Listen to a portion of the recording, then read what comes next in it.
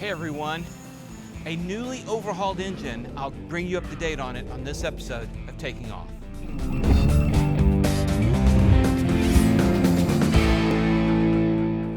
Hello and welcome to hot Texas. As you can see, we're not in an air-conditioned hangar. And I want to thank our sponsor, Gold Seal. And let's get to it. I'm going to give you an update on Lola's engine and what happened. It's been a crazy 9 months. For those who don't know, 9 months ago, I had a prop strike, and they call it a sudden stoppage. There wasn't an RPM loss. I dug a little bit of mud out of a dirt taxiway, and it ended up being a 9-month nightmare. So I don't recommend ever doing a prop strike. Not a good thing. So what happened is that the insurance company wanted us to remove the engine, ship it. So it went to Pinnacle in Alabama, where they did a tear down and examination. Now at the time, I just had a top overhaul done like 350 hours before. So my thought was, let's just kind of do a poor man's overhaul, replace some of the stuff, but it's not ever going to be officially an overhaul. So my mechanic, John Efinger, pulled it, shipped it as just a tear down, not as an overhaul. And it went to Pinnacle, and when they tore it down, that even though I'd recently had the top, there was some glazing and some compression issues with the cylinders, and also technically we're only 200 hours before the TBO. So I decided, okay, let's bite the bullet, let's do the overhaul.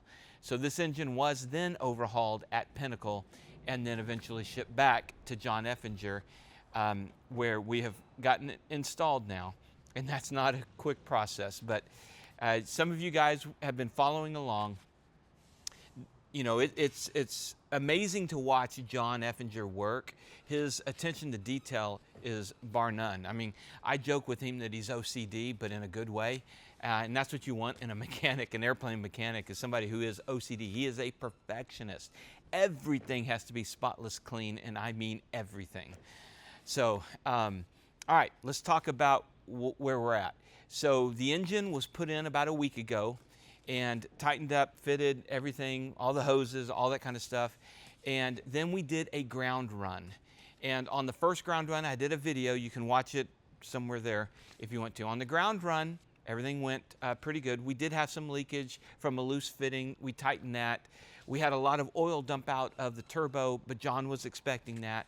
So everything was within expectation. So the ground run was fine.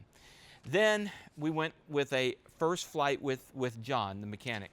So usually you aim for about 30-45 minutes on that first flight, just around the airport. Then you're going to land and inspect it. John cut that flight a little bit short because he thought he saw some oil, just a teeny bit of oil on the windshield.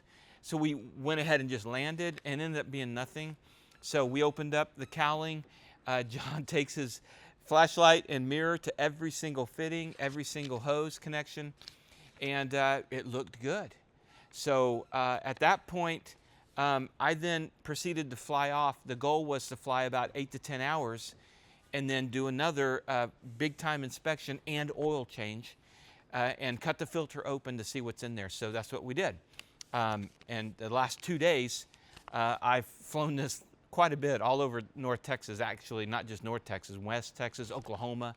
We've gone a lot of different places just to break in the engine. And John then did the oil change last night or yesterday afternoon and checked the filter, and we have a clean filter for the most part. Nothing unusual. The oil is holding good. There's no leaks. So everything is good to go. Now, I want to talk to you real quick about how we're breaking this engine in, because that's been a question for some people.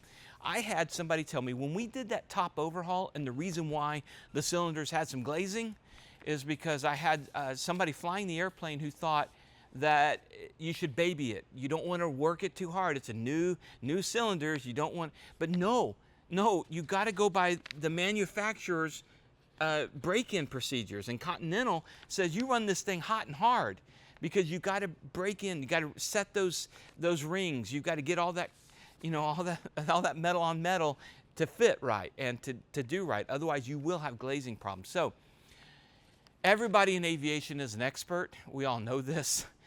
He had an expert tell him to baby it, and it's just not right. And now, you may have an engine that you need to baby, but the point is, go by the manufacturer's specifications on what you got to do. Even my mechanic, John Efinger, who's been doing this for decades and decades, with 50 or 100 engines under his belt, he still goes back and he prints this and he signs off each item that they do, he does, to make sure that we're doing it exactly the way the manufacturer says to do it.